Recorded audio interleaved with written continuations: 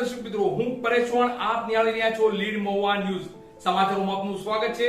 હવે સમાચારો નિહાળીશું વિસ્તારપૂર્વક.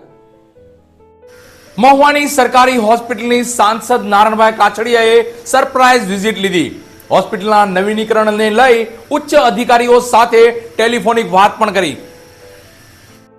આજ રોજ મહુવા સરકારી હોસ્પિટલની સરપ્રાઇઝ વિઝિટ અમરેલી લોકસભા વિસ્તારના સાંસદ નારણભાઈ કાછડિયાએ લીધી. તો સક્રિય ધારાસભ્ય શિવાભાઈ ગોહિલ પણ ખાસ ઉપસ્થિત રહ્યા હતા. મહુવા શહેર અમરેલી લોકસભા વિસ્તારમાં આવે છે, ત્યારે આ વિસ્તારના સાંસદ એવા નારણભાઈ કાછડિયા દ્વારા 8 દિવસમાં 2 વખત મહુવા શહેરની મુલાકાત લીધી છે, જેમાં આજ રોજ મહુવા શહેરમાં આવેલી સરકારી હોસ્પિટલની ઓચિંતી મુલાકાત લીધી હતી, જેમાં તેની સાથે સક્રિય ધારાસભ્ય શિવાભાઈ ગોહિલ પણ હાજર રહ્યા હતા. સાંસદ અને ધારાસભ્ય દ્વારા ચાલુ ઓપીડીની મુલાકાત લીધી હતી, જેમાં ચામડીના રોગના ડોક્ટર કમલેશ બલદાણિયાની મુલાકાત લઈ તેની સાથે દર્દી અને ઓપીડીને લઈ વાતચીત કરી હતી. તો સાંસદ અને ધારાસભ્યએ ચામડીના રોગની માહિતી મેળવી, ચામડીના રોગોમાં શું કાળજી લેવી તેવી પણ માહિતી મેળવી હતી. બાદ સાંસદ નારણભાઈ કાછડિયા અને સક્રિય ધારાસભ્ય શિવાભાઈ ગોહિલ વર્ષ 2023ની તમામ ઓપીડી, થયેલા ઓપરેશન જેવી ઝીણવટ ભરી તમામ માહિતી વિશે પૂછપરછ કરી અને આવી તમામ માહિતીથી રાજી થયા. બાદ સેક્રેટરીએટ બિલ્ડિંગ ખાતે સરકારી હોસ્પિટલ થોડા સમય માટે કાર્યરત કરાશે, ત્યાં જઈ તેની માહિતી લઈ સૂચનો આપ્યા હતા. તો સરકારી હોસ્પિટલને લઈ લાગતા વળગતા ઉચ્ચ અધિકારીઓને ટેલિફોનિક સંપર્ક કરી સમયસર અને વહેલી તકે યોગ્ય થાય તેવી સૂચનાઓ પણ આપી હતી. તો આ તકે સરકારી હોસ્પિટલના RMO doctor Kishor Solanki, doctor Nilesh Kalsariya, doctor Dave, doctor Thakur અને અલીભાઈ રાજાણી ખાસ હાજર રહ્યા હતા. તો મહુવા નગરપાલિકાના નગરસેવક ભરતભાઈ બામણિયા, સુનિલભાઈ મકવાણા, ખેતાભાઈ, સંજયભાઈ બારોટ, તો ભારતીય જનતા પાર્ટીના જયપાલસિંહ વાળા, અશોકભાઈ બામણિયા, ધર્મેશભાઈ બારિયા, હરેશભાઈ ઠાકર, વિજયભાઈ જગડ, મેહુલભાઈ સોલંકી ખાસ ઉપસ્થિત રહ્યા હતા. ટૂંકમાં સાંસદ નારણભાઈ કાછડિયાની મહુવાની સરકારી હોસ્પિટલની સરપ્રાઇઝ વિઝિટ સુખદ રહી હતી. આજે મહુવા ખાતે આમ તો મહુવા તાલુકાના જાગધાર ગામે વિકસિત ભારત કાર્યક્રમ છે 2 વાગે. ત્યાં આવતો હતો એટલે એવું નક્કી કર્યું કે ભાઈ મહુવા સિવિલ હોસ્પિટલની પણ મુલાકાત થઈ જાય. તો આજે ધારાસભ્યશ્રી સાથે અને તમામ ભારતીય જનતા પાર્ટીના કાર્યકર્તાઓ સાથે મહુવા સિવિલની અંદર જ્યારે સરપ્રાઇઝ ચેકિંગ કરવા માટે કે મુલાકાત માટે આવ્યા ત્યારે ખરેખર ઘણી સારી કામગીરી છે અને ઘણી ઓપીડી પણ થાય છે. અહીંયા આખા 2023નું સર્વેયું મેં જોયું તો કામગીરી પણ સારી છે અને આવનારા સમયમાં મહુવા માટે ખુશીના સમાચાર તો એ છે કે 150 કરોડ રૂપિયાના ખર્ચે જે કેમ્પસમાં આપણે અત્યારે બેઠા છીએ એ કેમ્પસ આખું તોડી અને નવું બિલ્ડિંગ બનશે, ત્યારે ખરેખર મહુવા અને આજુબાજુના ગામને અને તાલુકાને બહુ જ મોટો ફાયદો થવાનો છે. મહુવા એટલે સૌરાષ્ટ્રનું કાશ્મીર કહેવાય.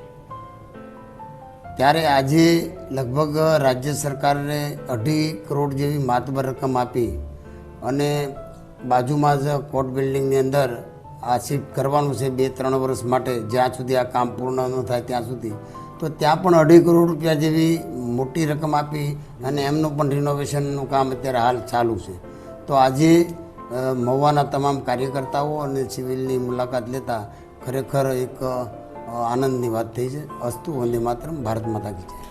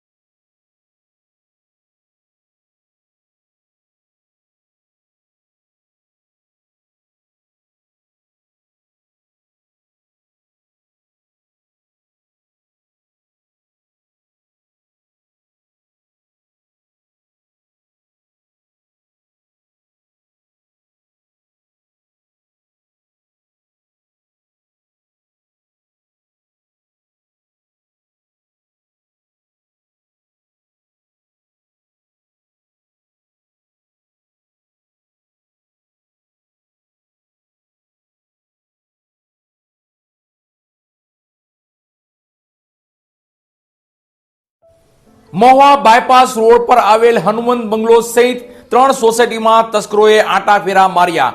5 મકાનના તાળા તોડી એક મકાનમાંથી સોના ચાંદીના દાગીના ઉઠાવી તસ્કરો ફરાર. મહુવા શહેરના બાયપાસ રોડ નજીક આવેલ સોસાયટી વિસ્તારોમાં તસ્કરોનો તરખાટ. 5 મકાનના તાળા તૂટ્યા, જેમાં એક રહેણાંકી મકાનમાંથી સોના ચાંદીના દાગીનાની થઈ ચોરી. આ બાબતે હનુમંત બંગલોઝના રહીશો જણાવી રહ્યા છે કે મહુવા રેલવે ફાટક નજીક આવેલ હનુમંત બંગલોઝમાં 47 પ્લોટ નંબરમાં રહેતા એવા દીપકભાઈ મનુભાઈ મકવાણા અને 54 હનુમંત બંગલોઝમાં રહેતા નટુભાઈ ગોંડલિયાના મકાનના તાળા તૂટ્યા હતા. તો હનુમંત બંગલોઝની પાછળ આવેલ મહાદેવનગર ખાતે રહેતા રામભાઈ બાંભણિયાના રહેણાંકી મકાનના પણ તાળા તૂટ્યા હતા. જોકે સદનસીબે આ ત્રણેય મકાનમાં પાડોશીઓ જાગી જતા અને બૂમાબૂમ કરતા ચોરો નાસી ગયા હતા. તો તેની બાજુમાં આવેલ 59 સ્વામિનારાયણ સોસાયટીમાં રહેતા અશોકભાઈ નટવરલાલ પંડ્યાના રહેણાંકી મકાનમાં તસ્કરોએ હાથ ફેરો કર્યો હતો. ત્યારે ઘરના સભ્યો બીજા માળે હોય તસ્કરોએ નીચેના માળેથી સોનાનો ચેન, પેન્ડલ, ચાંદીના છડા અને તૂટેલા સોના ચાંદીના ઘરેણા લઈ તસ્કરો ફરાર થઈ ગયો હતો. તો સ્વામિનારાયણ સોસાયટીના અન્ય એક રહેણાંકી મકાનમાં પણ તાળા તૂટ્યાના સમાચારો મળ્યા છે. આમ કુલ 5 રહેણાંકી મકાનના તાળા તૂટ્યા, જેમાંથી એક રહેણાંકી મકાનમાં તસ્કરોએ સોના ચાંદીના દાગીનાની ચોરી કરી હતી. અહીંની સોસાયટી વિસ્તારના રહીશો કહી રહ્યા છે કે પોલીસ દ્વારા રાત્રિ દરમિયાન પોઈન્ટ મુકાય અને પેટ્રોલિંગ થાય તો આવા બનાવો ન બને. મારું નામ દીપકભાઈ મનુભાઈ મકવાણા છે. હું બાયપાસ રેલવે ફાટક આગળ હનુમંત બંગલે રહું છું. ત્યાં મારા બંગલે 7/8/7/1/2024ના રાત્રિના 3 વાગે આસપાસ ચોર લોકો આવેલા અને અમારા મકાનના તાળા તોડેલા. અમારા બાજુના પાડોશીના જાગૃતિના હિસાબે અમારા મકાનમાંથી ચોરી થતાં અટકી ગઈ અને ચોરો ભાગી ગયેલા. પણ તેની પાછળ મહાદેવનગરની અંદર 2 મકાનના તાળા તૂટેલા અને ત્યાં જ સ્વામિનારાયણ સોસાયટીની અંદર નટરાજમાં આવેલું મકાનમાં સોના ચાંદીના દાગીના અને પરચૂર્ણ માલ લઈ અને ચોરો ફરાર થયેલા છે. અને આ બાબતે અમે પોલીસ ખાતામાં એક લેખિત અરજી પણ આપેલી છે. પાણીની ચિંતામાંથી એકદમ મુક્ત થઈ જાઓ. રાજાણી મોટર્સ લાવી રહ્યા છે ગેરંટેડ બ્રાન્ડ, જે પાણીની ચિંતામાંથી આપને આપશે આઝાદી. લુબી બ્રાન્ડ, કિર્લોસ્કર બ્રાન્ડના પંપો, residential pump, industrial pump and motor, construction pump, swimming pool pump, એ સિવાય પણ અનેકો વેરાયટીઝ હાજર સ્ટોકમાં.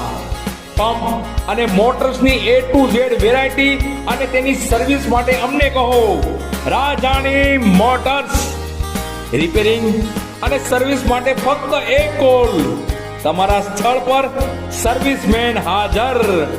તો નામ નોંધી લેજો, રાજાણી મોટર્સ, જૂના બસ સ્ટેશનની પાછળ LIC ઓફિસ સામેના ખાંચામાં. હસનૈનભાઈ રાજાણી, રાબડાવાળા. મોબાઈલ નંબર પણ નોંધી લેજો 722-780-7262. નામ બરાબર યાદ રાખશો, રાજાણી મોટર્સ. બસ સમાચારોમાં અત્યારે આટલું જ. ફરી સમાચારો સાથે કાલે મળશું. ત્યાં સુધી હું પરેશ ચૌહાણ અને લીડ મહુવા ન્યૂઝની સમગ્ર ટીમ શુભરાત્રી.